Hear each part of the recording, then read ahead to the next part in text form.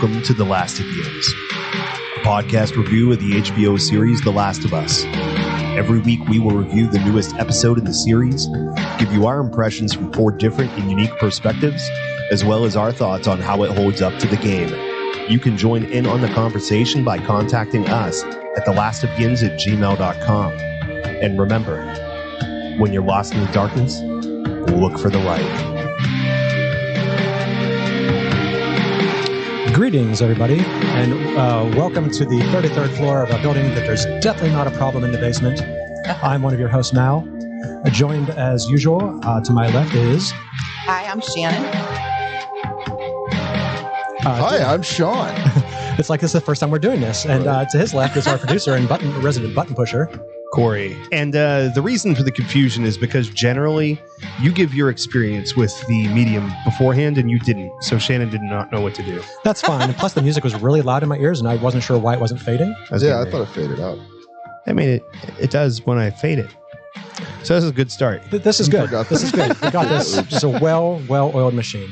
Party on. Don't piss off the guy that could cut off your mic. That's all I'm saying. You sexy thing. Anyway. This week we will be driving through the 4th episode of The Last of Us. Please hold to my hand. A little information about how we do things each week. We'll break down and discuss the latest episode of The Last of Us, what we like, what we don't like, and any other thoughts we might have. What we won't discuss are any future spoilers about the TV show, the game, or any of the, including the next time on preview at the end of the episode. Before we get into our normal deep dive here, does anyone have any thoughts or feelings on today's episode? Today's episode meaning last week's episode. Yes. To clarify, because we're recording this on the day of a new show coming yes, up. What is the name of this episode? Hold on to my hand, or hold to my hand. It's a very weirdly worded title. Please hold to my hand. Yeah, that's Man, I it. should have loaded up some Hootie and the Blowfish. Hold my hand. Copyright. I'm going to get out in front of it and just say, I love the pun book. The pun book was fantastic. Yes. Lots of dad jokes. That was such a great feature in the game because she would pop that out at the strangest times. You'd be doing non-enemy puzzles and you'd hear her just start talking in the background. Yep. That's where in the game. Get into the show, Mal. One of you shared the Ira Flato. Did you listen to it? The Ira interview Flato on NPR? I did not, but with go a on. mycologist. And I thought that it was interesting and that you might find this interesting as well, Mal. Yeah, because you enjoyed the Stuff in there. intro so much. But she said that she loves the show and overall it hits everything pretty much just as it should as far as scientifically, with the exception of the intro where she said that's not a fungi or a fungi. I'm sorry. I always said They both fungi, work, actually. but it's not a fungi. It's a slime mold. And a slime mold was once a part of the kingdom fungi, but it had been recategorized as an amoeba. I feel like that happened in the original Super Mario Brothers movie. No? Apropos of nothing, I don't know. Yeah, no, that's right. You're right. That's what that was. That was okay. The slime The mold fungus all that over. was taking over the kingdom and stuff, no? Speaking of which, do yourself a favor. I don't know if you noticed, but Pedro Pascal was the host of SNL this week. I saw that too. Oh my God, they do it like a video game adaptation of Mario Brothers as Last of Us. It's fantastic. Phenomenal. He is so good. I will watch that man do anything at this point. It's been so It long was since I very cared about SNL. He is good though. Check Princess it out. Peach is like, why are you eating that poison? He's like, because it makes me feel big. Been there. On that NPR podcast, there was just a lot of great tidbits. They took a lot of crossover pieces, bits of this fungus's behavior versus this fungus's behavior, and she pointed out how the cordyceps don't use the mycelial network and things like that. But she gave it, great stars, especially because her interest in her life study being a fungus. It's awesome for her to see younger people taking an interest in fungus. Like she talked about, I think she mentioned Google Analytics or the searches for fungus related stuff and just through the roof. Oh yeah. Now I think I want to be a mycologist when I grow up. Anytime you know something about something that's being shown on TV, like your hobby or something that you know about, you're just like, they don't know what the hell they're talking about. So the fact that they get anything right is actually kind of really nice that happens. Fungus is a great metaphor for a lot of the blurred line themes that this show does too, because there's just your normal fungus in the woods presents in many different ways. There's the same fungus might show itself as just an underground network. It might have a little button on top. It might have a button that's deformed, and depending on which one makes it edible or not, like it's a very complex organism that we don't probably understand well enough. Just don't eat random mushrooms, people. You'll die. Wouldn't recommend it. Anyway, if we're ready to go here, we'll get into this right away. We start off this episode at a gas station where Ellie is doing her best Travis Bickle, "Are you talking to me?" in the mirror of the gas station with Frank's gun. Shortly after, she joins Joel, who is siphoning gas from some abandoned cars and enduring Ellie's newfound obsession with a pun book that she has found. I want to bring up something here. This brings up Corey's concern with the longevity of gasoline. I have that here too. Any comments, Corey, Good on call. this? I got two really good ones in this episode. One of them's going to come later, and I won't spoil it, but I will go aha when it happens. But yeah, I did it. I don't know if it was necessarily realistic, but I think that was the only way that they could navigate the necessity of fast travel and the fact that gasoline had to exist to make this work. Plausible. And still like address the fact that, yes, we know that gasoline does not last. And so I appreciated that. I also want to comment how when he tries to explain what he's doing by siphoning gas, and she criticizes him for not knowing what he's talking about. Actually, he said exactly what siphoning is. I just like I know how it works. I know it works. I think he says, "I know it works." It reminded me of a moment that only a few people at this table will recognize. And the moment when I read books. You mentioned the longevity of gas. Did you mention how... Nice job, Corey. That totally... Yeah. Sailed over his head or under his head. Go on. My apologies. I was going to say something too about when she starts, reading the jokes. There's almost this look of concern on Joel's face, like, "Shit, I'm gonna have to deal with this, aren't I?" I think that look on his face was, "Damn, it's going to be hard not to like her." Because he doesn't want to like her. He doesn't want to be attached to her or anybody. Right. He wants to be freewheeling. Tommy's it. That's the only person he's ever going to allow himself to be attached to again. And so he's like, fuck, this kid's funny, but I don't want to laugh at her because it's like, don't name the animal, right? I thought I saw the faintest of smiles underneath of that annoyed look. And it was great. Yeah. You wonder how often he made that smile under the Mandalorian mask? I agree very much with Corey. And also, before you keep going on about how good he is under the mask, he actually didn't act most of the time. I know. I found that out just recently. 99% of that was a whole nother guy. There was actually 3 people in the suit. Okay. He was one of them, but very Darth Vader. Yeah.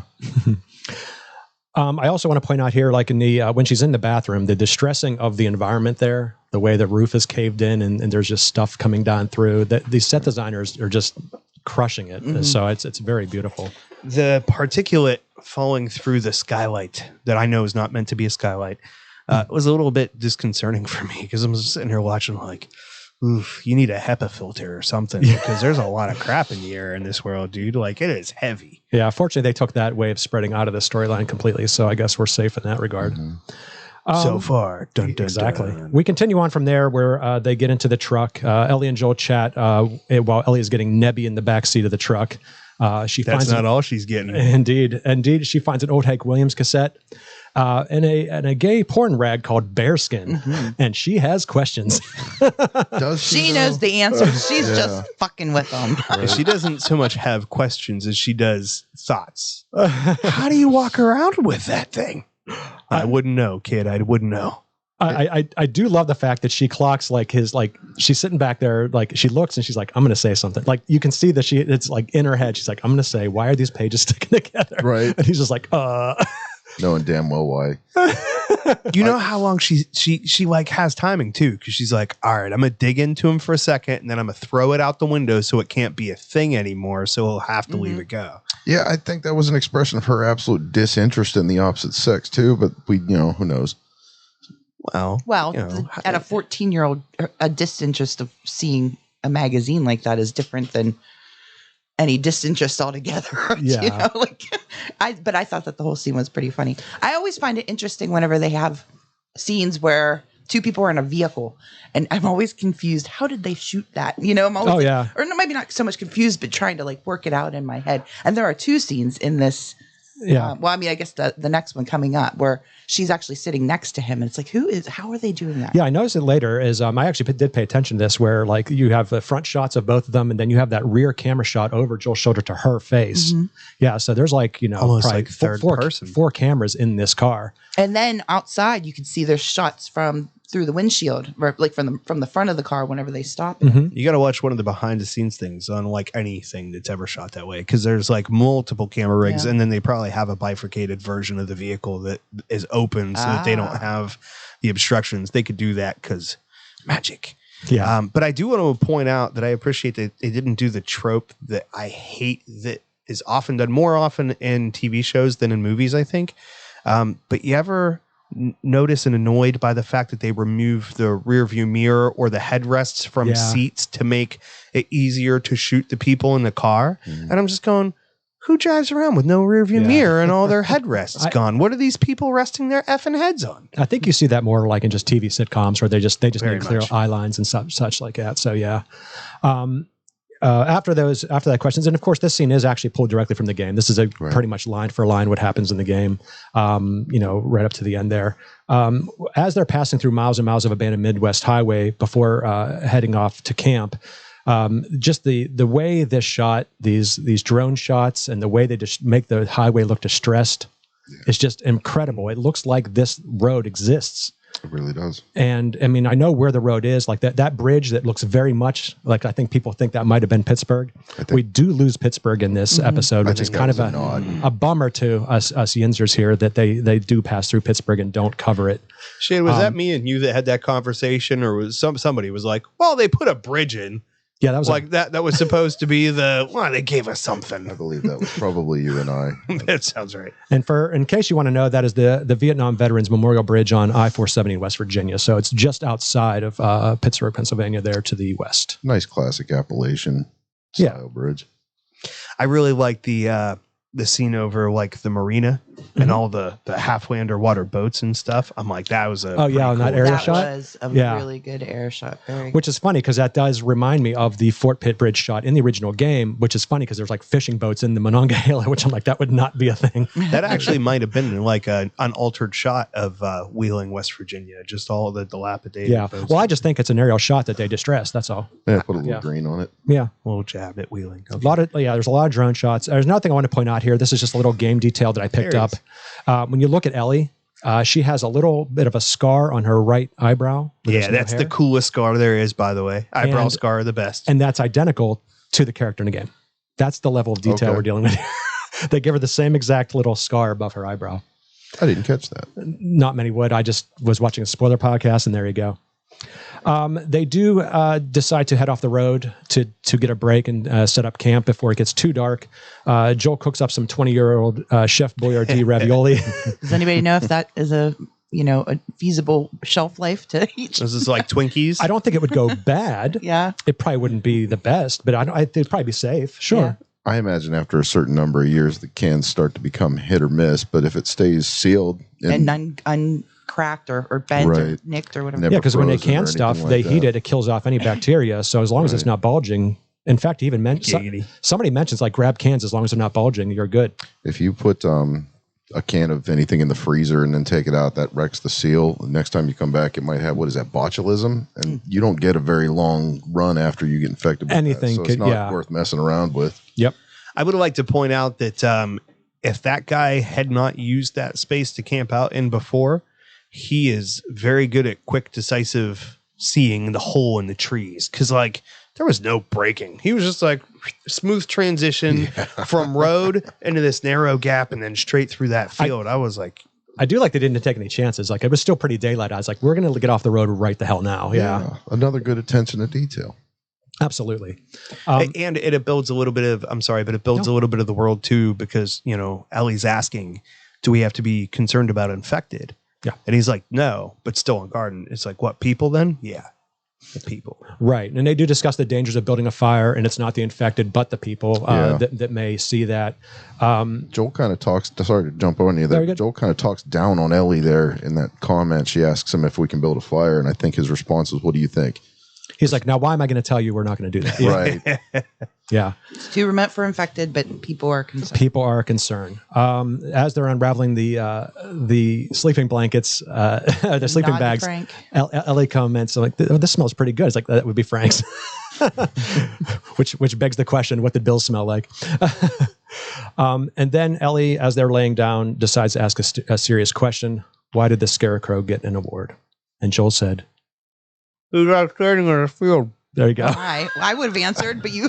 Nobody else was. I felt under pressure. I love these jokes for Joel and for Ellie and getting to see the difference before they start getting cohesive later, because Joel's heard these jokes before. This is old hat to him. He grew up with the internet. He probably saw this stuff, whereas He did not. you're right. I'm sorry. Yeah, he was out before that happened. 2003. It was Yeah. around, I mean, but he'd have been dialing up. But yeah, Facebook wasn't Right. posting memes. My only point is these jokes are brand new to her. right. Yeah, exactly. And he was a dad And once. some I'm of sure them he catch read it, and she's like, "You dick, have you read this before?" Yeah. So why do you think, though, then later he was shown standing guard after she had fallen asleep? Well, I think what it is at that point, she's looking into space and she is fearing basically being found. And while Joel may have been able to sleep at first, he certainly wasn't going to sleep then. But there wasn't. I was just wondering if there was anything that I missed that See, the way I read might have, other than that pretty much common sense thought. the way I read that was they had just had sort of a little pact between them. She basically asked them, "Are we going to be safe?" In not too many sentences prior to that, and he said yes. And whenever I saw his eyes snap open, I felt like he was reacting to having taken on that ward. Like, I promised we're going to be safe, so now it's my job. I can't sleep while that's not true. Yeah, I think she spooked him. She's like, Right. well, I don't know. And now I'm going to get out of this sleeping bag and just stand watch all goddamn night. Mm-hmm. They're like, "You're driving tomorrow, kid." Jerk. The next morning, Ellie wakes up to find coffee percolating, and she is definitely not impressed. I do like this scene because the way she gets up, smells the coffee, and then rolls back, never leaves the sleeping bag, just rolls right back over. And Joel's delivery of like, "You don't like coffee?" I just, for some reason, that tickles me so The much. look on his face, don't his like coffee? eyes. I even took a picture of it. I'll show you guys because I thought it was really. It said a lot, and like kind of like almost there seemed to be some. Oh, good, it's all mine in that look as well because she doesn't want any. Yeah. so she I said thought it he was smelled like picking burnt on shit. her. I wonder if it was Yeah. Chilean coffee.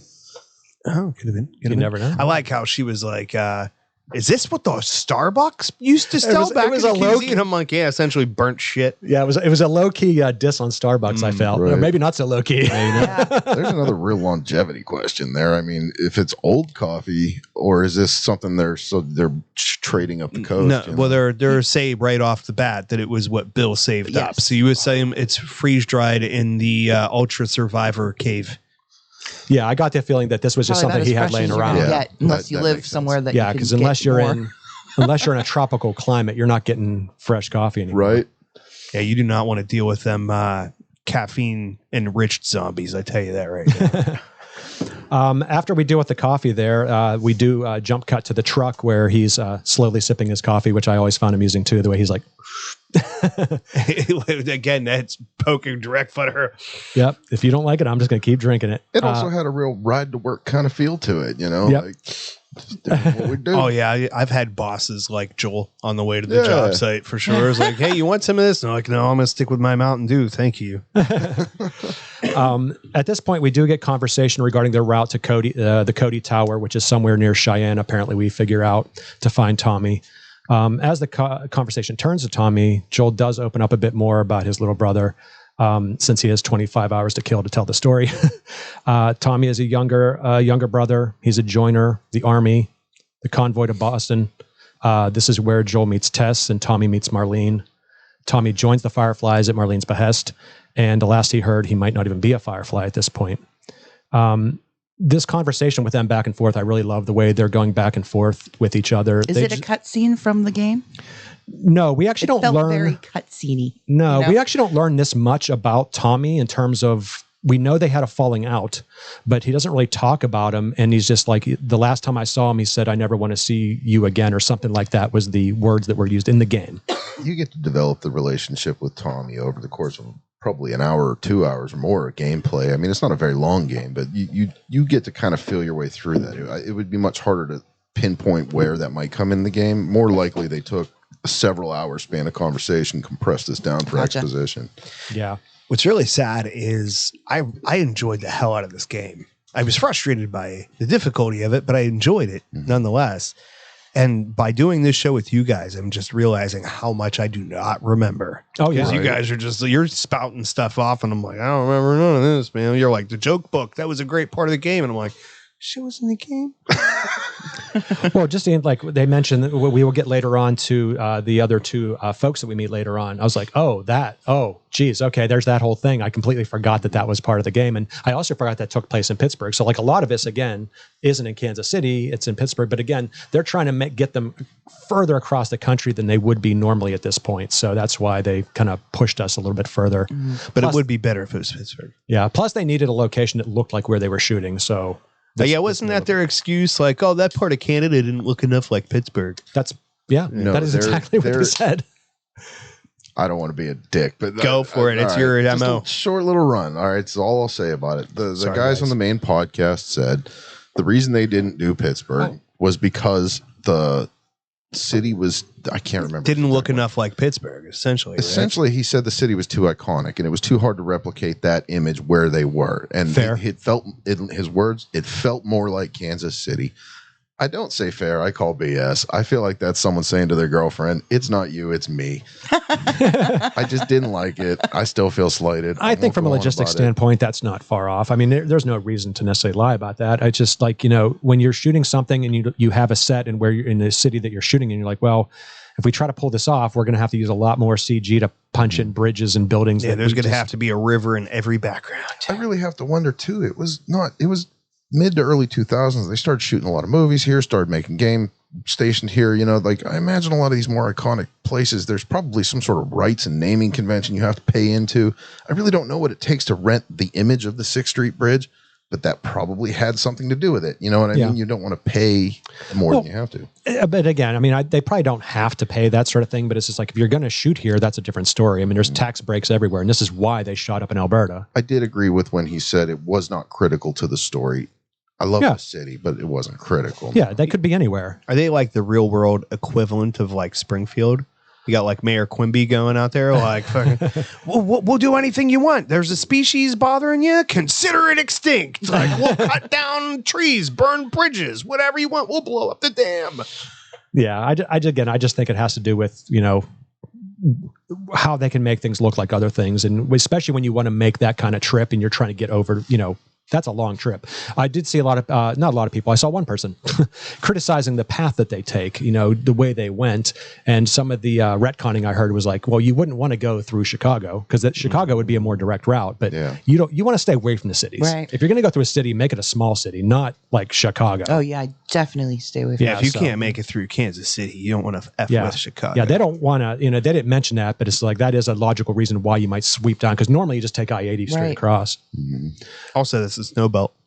There, yes, and it's snowy. And that would be covered, right?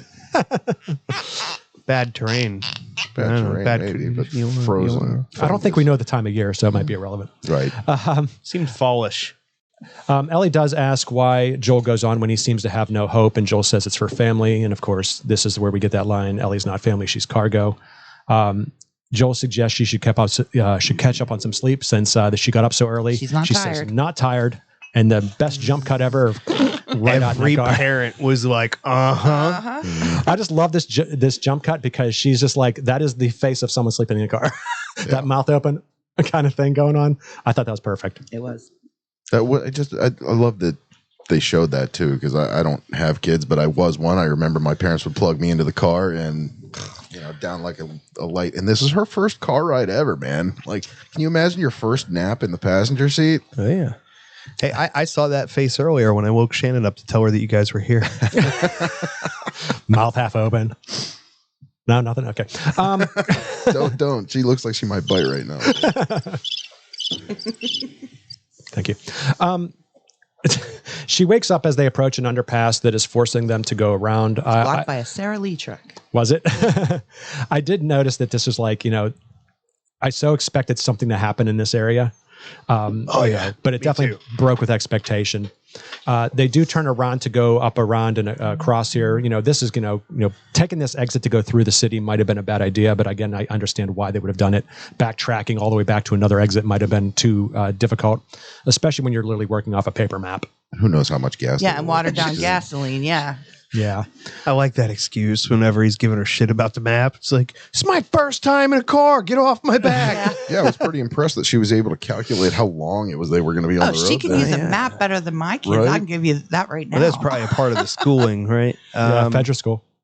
So does anybody else feel like that was just too perfect of a roadblock? Like, are we assuming that was set up to try to get you to the off ramp that takes you to the people that are going to throw cinder blocks at you? I've heard that is either a way to, force them topside. Yeah, absolutely. I would imagine so. It wouldn't surprise me. It looked like a path. It looked like somebody created a path. Whether or not it was for nefarious purpose or not, I couldn't say. But it funneled them into the spot it needed them to be in. I would say that's likely. You do one of two things. You're either funneling people who are on foot who just climb through on that road. It looks clear. And you funnel the people in cars who have to go up topside. Right. And not only that too, but I feel like not even clearing the path. I feel like that roadblock looks that truck fits perfect. You know what I mean? Yeah. Like, I think that was definitely set up, and not only that, but had to have been there for a long time, because everything in that area was like as worn as everything else. So it's like, you did not move those vehicles recently. That would have been pretty close after. Could have been Fedra. I feel very much like the first time we start seeing cars cluttering up on the road is when Joel's hackles go up and he starts really becoming concerned that something's coming. You see his face kind of get stressed.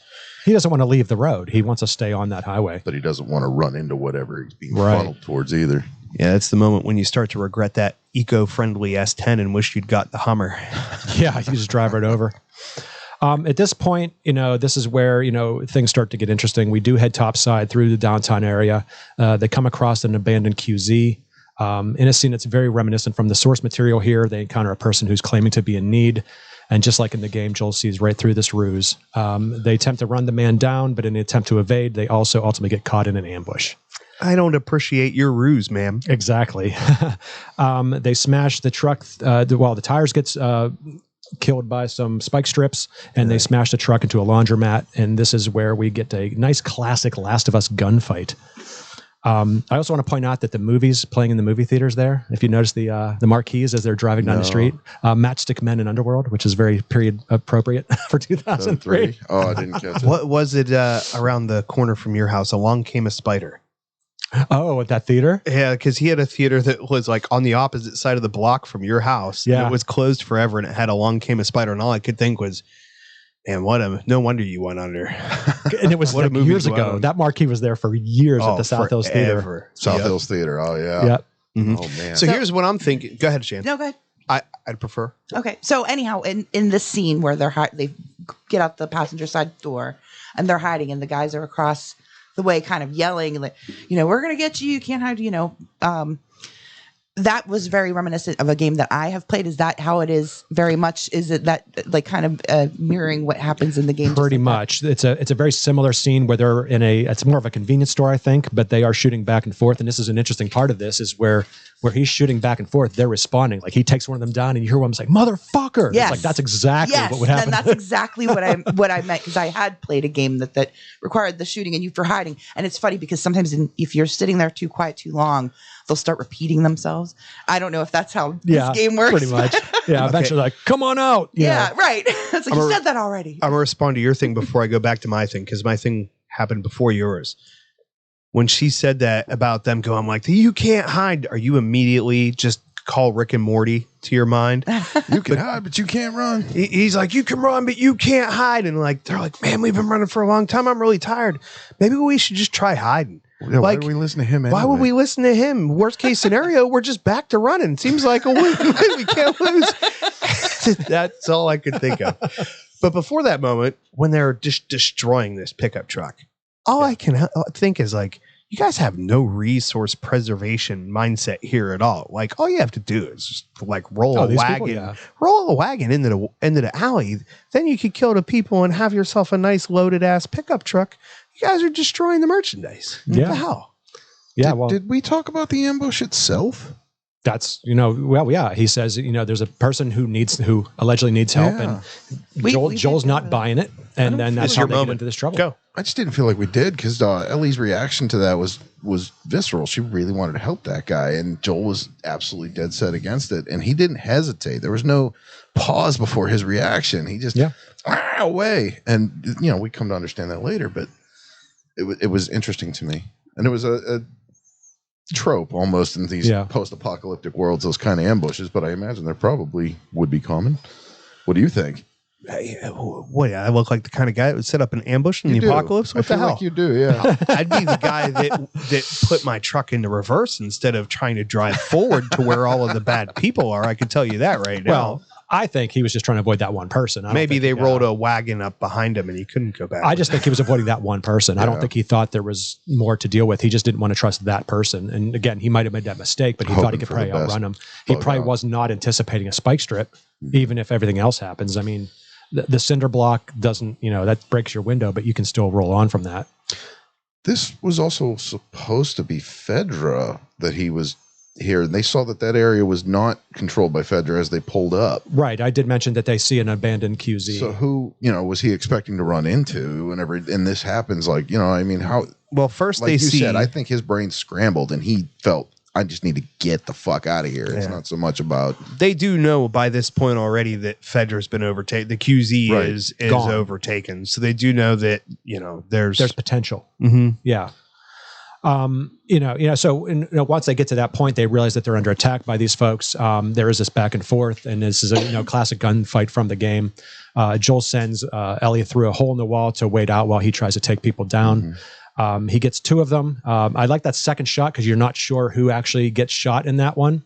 While he's trying to reload his bolt action gun there, it does jam, and this gives someone an opportunity to get the jump on him. While he does that, the attacker gets Joel on the ground and is pressing his shotgun into his throat, while Ellie's on the other side of the wall trying to decide what to do. Go on. Cue Corey. You interrupted him. I did not. I was pointing to you. Okay. While this is going on, Ellie does hear the scuffle on the other side and has to make a decision as to what to do. She pulls her knife out initially, decides that might not be enough. She reaches for the gun. She comes through that wall very tentatively. You're like begging her to do something, and then she fires. Wow. That's the moment. This scene is very... I don't get it. I said that she was going to... In the last episode, I said, as soon as you take that gun, he know... predicted this last episode. He did. Sorry, I was getting my George Costanza on. Chekhov's gun, right? Right. If you introduce a gun...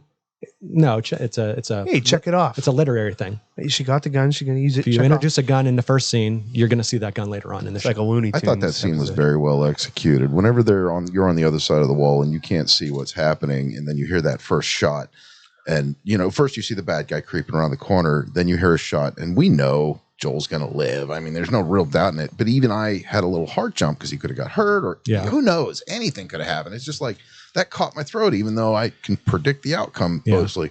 So whenever they cut back to the guy on the floor, I just thought that was a real neat piece of camera work. This is a part I do want to address, given the fact that, we've all played many video games, seen many TV show movies. We've seen people die all the time. This scene with this gentleman playing the role of Brian, this one, Magna, he just basically makes Ellie confront what she's done. And I like the fact that the camera just sits on her face while this guy is basically pleading for his life. Right.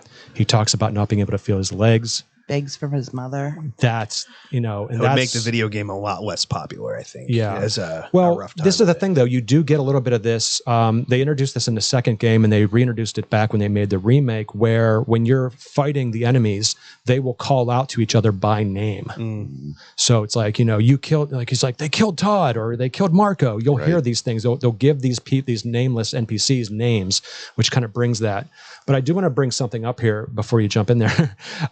There was a quote from Mazin earlier on that people kind of got on him about, the producer, the creator here, talking about, he said, when you're playing a section of a video game, you're killing people, and when you die, you get sent back to a checkpoint.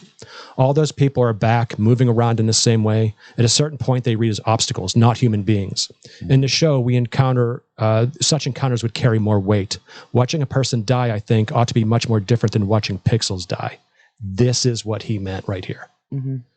Oh, This means so much more than anything you do in a video game. And while they can do a lot in video games, he's right. The moment you die and come back, it's the same people. And it just basically, it makes them obstacles. And people got on him for saying this, that he didn't quite understand, the video game purists.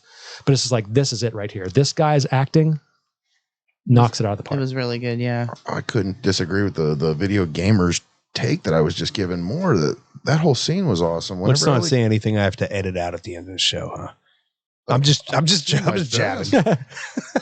No, continue with your point. I just love when Ellie came around the corner carrying the gun. She didn't come out like in a video game. She didn't shoot him in the head. She didn't execute him. She came around the corner concerned, almost nervous and unaware of what to do. And when she shot him in the back. Right. Like, not really my point, though. I'm just saying that this death scene has weight to it that a video game would not. I was agreeing with your point and disagreeing with the opposing point. The agreement I have being that, like, whenever that guy was on the floor, whenever he's pleading, I mean, he was pleading. Yes, pleading. Absolutely. And he did it well. And I don't like opening up. I'm good at it, though. I cried a little bit whenever he yelled "Mom." Yeah, absolutely. That hurt. You know, it just was awful. This well executed. It was wonderfully awful. Yes. Not meant as a joke. I was disturbed in the most wonderful way. Oof. A little bit of insight into your psychiatry there. No, I mean, it really was. There's a lot of weight to it. And I felt like, actually, that moment, like, you might think I'm joking here, but he's like, take my knife. It's a good knife. It's like, this guy's given anything that he's got. Like, when you're surviving in a situation like that knife is like, I carry a pocket knife with me. It's like not a big deal. It's an everyday thing that you use for convenience. But like, that guy lives with that tool, that instrument, and he's just like, whatever we could do. And that moment, whenever he goes, Ellie, go away, and he realizes who he's dealing with. Yep. That character's face immediately said, I know I fucked up whenever Joel bent down and picked up his knife. Yeah. Like, I think he knew, oops. He was going to die to that knife. Yeah. I just gave him my. This is not the kind weapon. of man that's even going to waste a bullet on my end. I don't even think it's a waste. So it's probably obvious that, because I know a lot of games do this, but just to confirm, that would be a way to acquire more weapons, is killing somebody. You could pick up the stuff they dropped in this game. Yeah, you would get stuff like you get drops off of people.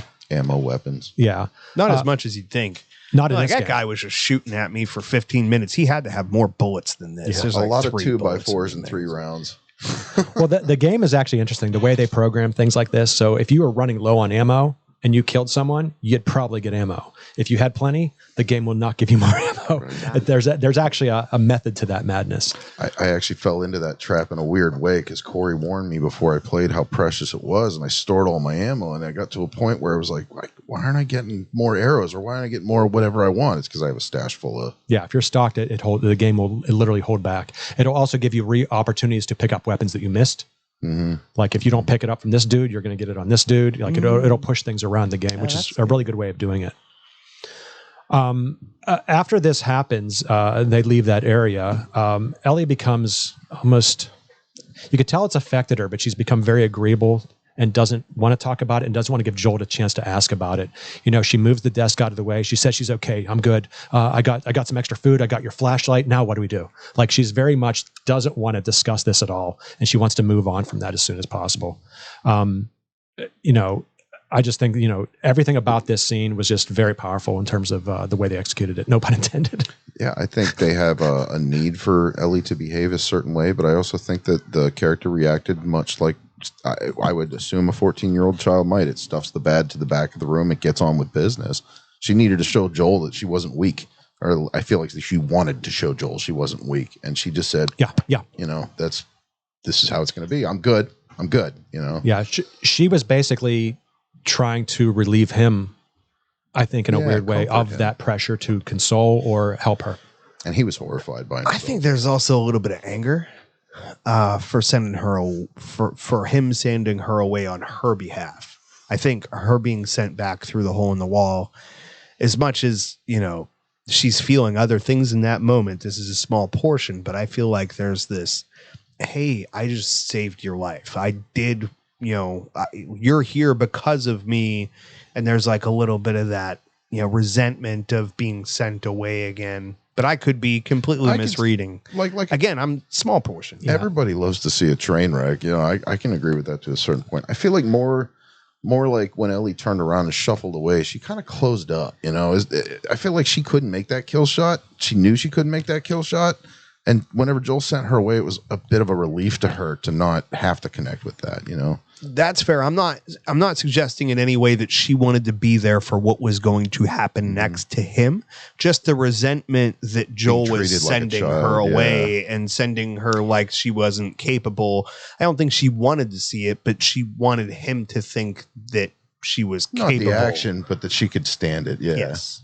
I didn't think there was resentment. I didn't catch resentment because then even follow that with her helping him in and then immediately wanting to move on and make kind of in a way please him to make up for having had that gun and try to like move on from this as if she is closed up and trying to pretend it hadn't just happened. Yeah. She's trying to be strong. Right. I didn't catch resentment Yeah. for that being sent away. I think, like Sean said, I think she just kind of closed up and maybe looked a little disgruntled, but I don't think that that's what I was picking up. I think she wanted out of that in a big bad way. I think when she saw the reality, you know, she wanted that gun so much, she got a chance to use it, but even in the moment that she had to use it, she's like, oh shit, here's that time. You know, you hear about people who even go hunting. It's like when you actually have to lower that gun at an animal and shoot, you're just like, there's people who freeze and they can't do that. And she realized that if she doesn't do that, you know, she wasn't just saving Joel, she was saving herself. And, you know, she pulls that trigger and it's instant regret in her face. That's like, oh shit. And then when this guy starts pleading, it's like, she needs Joel to intervene at that point. Like, in fact, he should have probably intervened sooner, sent her away sooner. If you want to build on it, the director's made an absolute statement right there. This is not a video game. You're going to feel these deaths when they happen. You know what I mean? And that was Mazen's point. Yes. That guy's quote unquote death rattle. It wasn't, you know, you didn't see it, but like, oh man, you hear him scream, mom, mom, mom. Oh man. And I think what they don't show you, the fact that it happens off screen, you know, that he's dispatched off screen and you just have Ellie's face to work with there. And they leave you to fill in the face with your own mind. Right. So I think that's also, and again, this is probably, you know, in terms of what happens in this episode, this is one of the more pinnacle things that happens here. Yeah, I think that's a smart move too, because as much as they are painting, they're like making it more gruesome by showing you this bad part of things, sometimes not showing you is actually rougher too. Like there's an additional execution that I will not talk about in any more than that, but it's very much it's a powerful statement to see from a different perspective. Right. It's like lingerie. You like the way it looks, but if there's a little mystery and you get to fill in the gaps, it's just a little bit nicer, you know? Just like that. Yeah. On that note, we will move on. The next scene, as they escape that area, we do meet what we're going to call the Resistance. I'm not sure at this point what we're calling them. There's a man being interrogated by Rose from 2.5 Men. Does anyone know her from that? Yes. Right away, I said, that's Rose from 2.5 Men. When that scene ended, I expected her to jump off a deck. That's Melanie Linsky. And one of my favorite scenes is whenever she introduced me from 2.5 Men. Yeah. Whenever she introduced me to the word Schadenfreude. Do you know what that means? Yeah, Schadenfreude. Yeah. Taking pleasure in the misgiving or the misfortune of others. And I just like one of those things. Hey, I learned something watching a sitcom today. There you go. All I can think of is the letter after she moves to England, and it's being narrated by her. She's like, "Greetings from faggy old England," and he has to like rub his eyes, and it starts again. "Greetings from foggy old England, or foggy old London." So I thought she was an interesting choice because she's kind of like a I don't know, like kind of dopey in 2.5 Men of a character. So it's kind of interesting to see her play a stronger female. But she's also batshit crazy. You're right. She is crazy. And she's not stupid. Nope. And she wins the long game. Yes, she does. Yes. She definitely plays it. Yeah. So, but it was still just, it's like a complete flip of character. She plays your, classic TV trope of a half-wit that ends up being a sinister person in the back end. In this show, we do. Before you jump on, I'm just curious: is she English or Australian? I didn't know she had an accent until I heard her talking recently because she's been in the news. I've been hearing her talk. I'm like, oh, she's got an accent of some sort. I didn't listen enough to know. Okay. Same thing. I couldn't. I'm not. I'm an American. What the hell do I know? She's from New Zealand. She's a Kiwi. Closer to Australian then. Don't tell her that. don't let New Zealanders hear you say that. I don't think we have to worry about that. No, with at our least not yet. 7 listeners. Hey, now. We do learn that her name is Kathleen, and again, she's played by Melanie Linsky, who's most recently, most people have been tagging her up on Yellow Jackets, which I have not seen. Maybe. Has anyone seen Yellow Jackets? She's asking about the whereabouts of several people, including a Henry Burrell. Though he denies knowledge, she is convinced that he knows where he is, and he wonders out loud if this is the cell that they are in, if this is where her brother was beaten to death. So here's her motivation as to why she's questioning him. Do you guys have any inside information about what this is all about from the game? This is a show invention. Okay. There are resistance fighters in Pittsburgh that they are fighting, and now in Kansas City. I think they're more even just like a loose band of marauders more than an actual cohesive unit in the game. I could be mistaken, but I feel like I know that the director said they generated this group to fill in gaps that the game didn't need to because you're busy fighting. Yeah. These people exist, but they don't have a face, and she was tapped to basically give them a face, to put a person in that place that you can root against or for, what have you. That said, some of her lines are pulled directly from characters in the game. Which line are you thinking of? It's farther ahead. I don't want to get into it. Apparently her brother has died, she's basically blaming this guy for, ratting him out or ratting people out. And he says he did so under the duress of, having a gun aimed at her head as his Which head. she quickly rectifies. Yes. She puts a gun. It's like, does this make it better? Does this make it easier? Yeah, for I you? like Does that this line. give you the proper motivation? Right. Yep. We do learn that he's a doctor and that he, in the before times there would have, delivered her as a baby. And, he's basically playing that card that, you can't kill me. I'm your doctor. When he does mention that does briefly soften her, but then, she basically, doubles down on that. She blames Henry once again and pushes for information for no avail, to no avail. Briefly here, outside, Kathleen has brought the victims of the previous firefight with Joel and asks who did this. A soldier. And hey, everybody, this is Tommy. This is the actual Tommy in the video game. That's the best part. This actor Not Andrew did Lincoln. the voice of Tommy in the video game. Oh, did anybody else think that was Andrew Lincoln? No. I read it. Did you, Kyle? Thank you. Because right away I was like, oh my God. Oh, we do have a I sound think file. that's Andrew Lincoln. And then even Corey, he was like, I don't know, maybe. And then from each scene he was in, this Perry character, I would go from being convinced it was him Out loud. to yes. It was very hard to concentrate To on. say, this. no, it's not Andrew Lincoln. Then, yes, it is Andrew Lincoln. Look at that nose. It's got to be him. Well, maybe not. The eyes are a little It different. turns out it was not. No, this is Spoilers. this is Jeffrey Pierce, and again, this is the guy who plays the character of Tommy in the original video game. As soon as I heard his voice, I'm like, "That's him," which is impressive because the guy who actually plays Tommy in the show here sounds remarkably like him. If these two end up in the same scene at some point, it's gonna be really weird. If you check out this guy's IMDb, he's got video game voice credentials coming out his wazoo. I mean, he was Call of Duty among like 200 other games. This guy does voice work. They tend to hire the same, Troy Baker, the guy who plays Joel in the video game. That you'll see him talking to himself in Grand Theft Auto. So they just voice the same characters with the same person all the time. That's funny. Basically informs Kathleen that this is an outsider attack, and after it's clear that the doctor can't help the two people on the ground, one of them is this Brian, she goes right back and, just kills that doctor without even thinking about it. Had to kill someone. Yeah. And I love the way she's just playing this. She definitely has an axe to grind. We don't know her motivations yet. So at this point, we don't know much about her, but we do know that she's in charge of whoever these folks are. I bet you it has something to do with Charlie. Sorry, took me a brief second. Me too. I was right in line with you. While Kathleen's people take to the streets, our heroes hunker down at the high-low bar and discuss what they are up against. As they wait out the heat, Joel struggles to find the words to help Ellie deal with the recent situation. He says he's really bad at this, and Ellie agrees completely that he's really bad at this.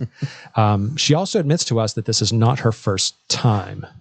Joel does clock this and takes a moment to show her how to properly handle a firearm and not to put it in her pocket because she'll shoot her damn eye out. Oh, she'll shoot her damn ass off. That's right. Now, in the game, did she have any experience prior to, combat experience, however you want to put it, prior to meeting Joel? Because I do know she went to some sort of military school. Well, she goes to Fedra school, and apparently they would train them in some degree. This is not mentioned in the game. This is more mentioned from the show. Like most city schools. Yeah. Small arms. She also mentioned that they invaded a quarantined off mall at one point earlier. That's how she got her original bite. So like she was adventurous, probably got into fights and stuff like that. We don't know, at least in the context of the show or honestly the video game, at least I don't know what specifically she means by it was not her first time. Do you think she could be talking about the infected that she killed in the basement? She's talking about a person, not an infected. You think? Yeah. Yeah, she is, but we have not been given any information as regarding this. Not in the show I'm not saying either. that out of any knowledge at all. I'm just saying her face to me said, I draw a line between those two. And when Joel asked her, pointed out he's not good at it, and she said it's not her first time, Joel didn't press her. I thought that was notable. Yeah. If he would have said, what, or asked for more detail, I think that would have caused that character, if it was IRL, to shut down. She would have pulled back, and he kind of sensed that and, rolled with it, I think, in a very proper way. Or at least for the time being. Yeah. I think we're safe here. But if they do a flashback to her with another group going into a mall somewhere, and that is not shot in Pittsburgh, I will boycott this show. It's not going to because we have the old Monroeville Mall, right? No, Century 3, and the best part is they'd save money on special effects because it's actually dilapidated and gross and taken over by nature. We are going to get a flashback. That's all I'll say. The trip through Pittsburgh, real quick, was that a nod to Romero, The Walking Dead, back in or not Walking Dead, the Day of the Living Dead? I never heard Druckmann. I never heard Druckmann or Bruce Staley talk about why they chose the cities they chose. So I have no idea. He just liked yellow bridges. Well, we do have a rich history of zombies here in this city. Yes, we do. Yes, we do. Maybe that could very well Pirates fans. Well, he did say. Well, I know why. I'm being so stupid here. The reason why they chose Pittsburgh is because Neil Druckmann went to school here. Oh, that makes sense. Okay. So he went to CMU. So that's why they would have chose Pittsburgh, and that's why he'd been familiar with it. So that makes perfect sense. There's a garbage truck pulling up outside, everybody. Sorry. That's okay. We could probably knock that out. Why is garbage truck better than the actual thing, meaning the garage door? And why would we knock out a garbage truck? That doesn't make any sense at all. If you expect me to edit this out, I'll teach you how to do it. That's okay. Not me. Who, me? Yeah. I don't give a shit. There you go. We're good then. Roll on. At this point, as they're hiding out, Kathleen and her heavy Tommy or Perry searched known locations where Henry and Sam. Now, Henry and Sam are the people that she's looking for. We get the idea that Henry is maybe an older brother or sibling or whatever, and Sam she is someone. seems to think that this whole craziness that just went down with Joel and Ellie had something to do or was somehow brought upon them. Which really, they didn't do anything except for try to drive through town. They were ambushed. I don't know, for whatever reason. I think that's information we're going to come to later. From this Henry apparently character. has a real problem with these two people. Yeah, and just the fact that there's a disturbance in light of whatever problem she has. Yeah, this is a new variable that she was making not the association. I mean, she was quick to make that connection. Yeah, well, she's with mad. little evidence. Well, you have to think they've probably been hanging out in this city for as long as they've been hanging out in the city, and no one else from the outside has been. And like all of a sudden, he's outside. People are like, how the hell did they even find? How'd they find us? Yeah, who are they waiting for with their cinder blocks and spike strips? Right, exactly. That's a good point too. They must have. They are like set up for company. Yeah, they are set up for people to come through. They could have just been on a watch. Yeah, man, I've sat in a tree for like 8 years without seeing a deer, so I guess I can't judge anybody. Kathleen and Perry are searching known locations where Sam and Henry were hiding out.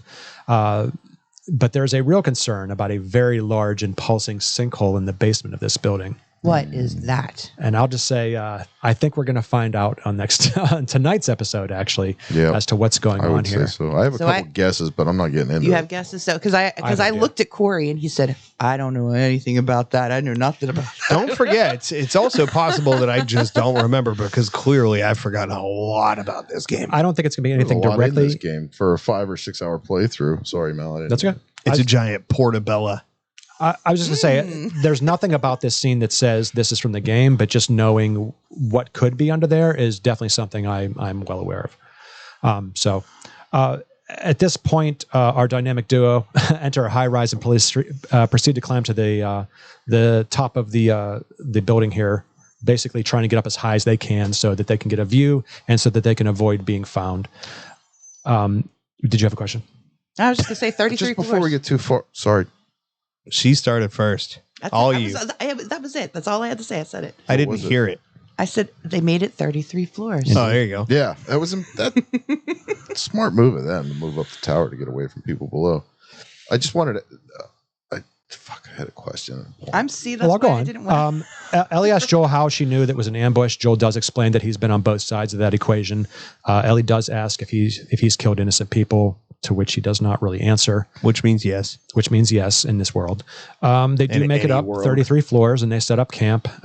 As Joel lays down, he asks Ellie what she meant about it was not her first time killing, but she does not want to talk about it. First, can we talk about the broken glass on the floor? Yes, go ahead. Because he broke part of the door to the glass in window. the door, Yeah. so someone can reach in and just open it up. I don't think he even bothered locking the door. The door's not going to save you. Any crazy person. But someone breaking down a door seems that would be louder than something Well- crunching on glass. Well, Or breaking the window. I got the idea that he had to break the glass to get the door open. Oh, well, Yeah. I suppose if that's the case, it's Although you don't know, maybe he's expecting the sticky bandits. The sticky bandits. My Home Alone? My No, point from nothing? the previous scene occurred to me, and I just wanted to point it out because I feel like it's important. You and I have a guess as to what's under that floor. They have no idea what's under that floor.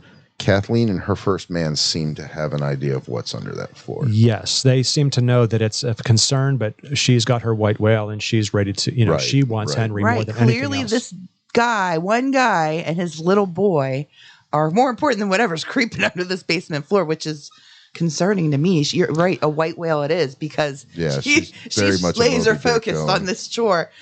I wasn't quite sure if this is in the same building, by the way, or is this another location? They pointed it out in the either on the main podcast or something else that I watched too, but it is the same floor. Same building. Same building. Okay. Damn. I guessed it, and I guess I got it right. Horror above, so below. We do discuss, basically Ellie notes clocks that Joel has trouble hearing out of his right ear. Is it from being shot at or shooting? Probably a little bit of both. As they try to get some sleep, Ellie comes up with her best joke of the season here. Does anyone remember the joke? Mm-hmm. Hey, did you know diarrhea is hereditary? It What? runs in your genes. This brings Joel This is when reluctantly we get to see Joel's wall to giggles. Yes. Yes, and it's very sweet. Seeing he's like Jesus. Yeah, Never there's trusted a for it. pause there, a reconciliation within himself that okay, I can't contain this anymore. I have to laugh at this, And he's got this shaking laugh that he he's didn't doing. want to, let her know that he was happy about that joke. I feel it's just he couldn't help it. The key to any dad's heart is poop jokes. There you go. Fair enough. Right after that, they do fall asleep, but their slumbers broken by Ellie being Well, held at gunpoint. Notice that he did yeah, fall yeah. asleep on the proper ear, the right side, which he does not hear. But whenever he wakes up, he's on his left. Yep, yeah, I do Nice. notice that. Yeah, he Nice did. for He did detail roll over. there. Absolutely. They wake up Sleuth and Shannon. Covering the one he can't hear on, right? Yes. Ellie's being held at gunpoint by Henry, and Joel is being held at gunpoint by Sam. And the episode ends just as it started, with a child pointing a gun. Wearing a colored on mask or something. Yeah, Yes. which, by the way, just shows you don't take your kids to DC movies. Stick to Marvel. Oh, I see, because the Superman obsession. On a serious note, Ellie's getting a little taste of what it feels like to be on the other end of a gun from a juvenile there. Yeah. Very, very much Yeah, I think it's intentional that Reflective. it's a child playing with a gun in the very first scene, and it's a child holding a gun in the very last scene. I think that's incredibly intentional there. There's some neat video game references too. The drawings on the wall, I believe, are the toy robot that she was playing with in the game. The brother handles or carries. Yeah. there's not too much we can talk about these characters going forward without spoiling next episode. So we'll pause there. We can go on, like, in the game, they are running from these, these local resistance fighters or whatever the hell they're doing. And I believe they called them the Marauders. It's possible. I don't remember what they were called, but you're always like trying to avoid them, and you crawl in a window and you're immediately taken at gunpoint by these two people. Mm-hmm. And that's where, that's a big scene in the game, and that's where this scene ends. So we don't know what happens here. I mean, I have an idea of what's going to go on with these two, but, obviously we may find that out on tonight's actual episode. Go on. Just as a final, didn't love this episode. No. The problem with things that I didn't like about this episode is they've made me want to watch tonight's episode. That character Kathleen, what's her name? Kathleen. I'm sorry, the main. Mm-hmm. Yeah, we don't have a last episode. Didn't love the casting. That's really felt like an old trope. You got the mean, nasty woman who has a big bad second. I didn't like it when The Walking Dead did it. I didn't like it. Whenever the Goonies did it. It just doesn't make sense to me. But that said, I didn't love her acting, didn't like her character, but when I was listening to the main podcast, the director puts it on the table and he says, if you're sitting there wondering why she's in charge and you're totally baffled and confused about that, you're exactly where we want you to be. That I felt reassured. That's the kind of thing that I enjoy about that, because you started off saying, I don't like that it made me want to see the next episode. First, that's their job. That's what they're trying to do. Second, while I don't appreciate being so confused, but I'm glad that I'm supposed to be. It's good to hear that. So I'm happy to know there will be answers. Yeah. I will say something here. Obviously, this episode was a lot. It's a lot of just world building and getting us to where we need to be. It's a lot shorter. It was only 45 minutes long. It was real short. And again, it is doing what they needed to do. And this is the flexibility that an HBO gives you. You can make an hour and a half long episode, or you can make a 40-minute episode if that's the story you need to tell.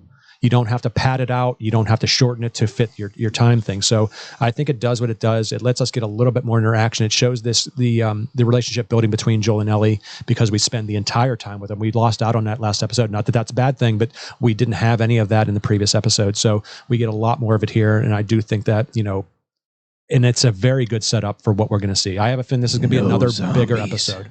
I think we're going to see more. I think we're going to see a zombie in this next one. Well, in all fairness, to the game, like from what I remember, it would be nice to see another zombie. Sorry. All right. Yeah. In all fairness, in the game, I think that this is not a game, to my recollection, where you encounter a lot of zombies outside. Yeah. It is mostly inside of buildings and stuff. So, I guess, you're kind of areas. I think too is people get this in their head that this is a zombie TV show. I'm like, this is not really what this show was ever about. I mean, that is one of the enemies you face, but you're facing a lot of other enemies. Well, 20 years in, a lot of enemies are people. That's just, that actually goes for, especially the more modern zombie things. It's the people become the problem. Right. One of the more so than the traps that The Walking Dead fell into relatively quickly, it was too easy to kill them zombies. Yeah, right. Nope, that's not a problem here. They become a non-issue almost. They're scenery more than they are an enemy. Whereas I feel like they're trying to point out right in this that people are really good at killing things, but other people make that more complicated. And people are your true enemy in a lot of cases. Especially when you're dealing with limited resources, limited land. There's all kinds of things here that would, give people motivation to not take you into their, under their wing. So there's going to be a lot of that confrontation in this, and the people they meet, they have to determine if they're going to trust them or not. You do get the impression, real quick, that when they come up and Sam does this, that they or may not be a bad guy. That is the only little bit of respite you get, that they might not be bad. So for me, the thing about this game is, a lot of games you play them for a while and you get a little bit of OP and then you have to build up the bad guys, right? I do not think that The Last of Us ever suffered from that, because I think the whole way through that game, a clicker was terrifying anytime you encountered it. I never felt safe. I always had my heart racing when I encountered one. So for anybody, for you thinking about it's been 20 years, it's easy now, you wait until they have to do it some more. I do not feel like it's going to be that situation. You don't have those slow marching stuff that you get in shows like The Walking Dead. Like, they are always a threat. They might be able to section themselves off and create like a little bit of a buffer, but you get into that area. Oof. Yeah. We were talking about in The Walking Dead, how like you said, that the zombies become scenery, and you're saying they're trying to develop that to not be true here. I think they're doing that. And like you said earlier in the podcast, in video games, a lot of times people become scenery. In this episode, they're doing something that, they're fleshing out the villain. Like, I'm seeing people that work with Kathleen that I like. Her second seems to be a person who wants to take care of the people before dealing with whatever Kathleen's beef is, but he's still following her. But like, there are characters in that group that are probably not evil. I'm putting quotations up because nobody's evil. Everybody's evil in someone's story. Self-serving for their own purposes, Right. but their purposes may not be yours, and then that becomes an enemy. It's a conflict. It's not good versus evil. It's just survival and who's going to do it, I did like that Perry looked really concerned about what was going on underneath that basement floor, and Yeah, they did sell not that. seem to agree with her desire to move on. And She looked I'm like she interested got to see how that works out. white, Yeah, she was spooked. but we're just going to ignore this for He now. seemed to think that should take priority. That was We also got the impression that they both know very well what that is. At least Yeah, I yeah. feel that they know what that is, and they're like, we can deal with it later.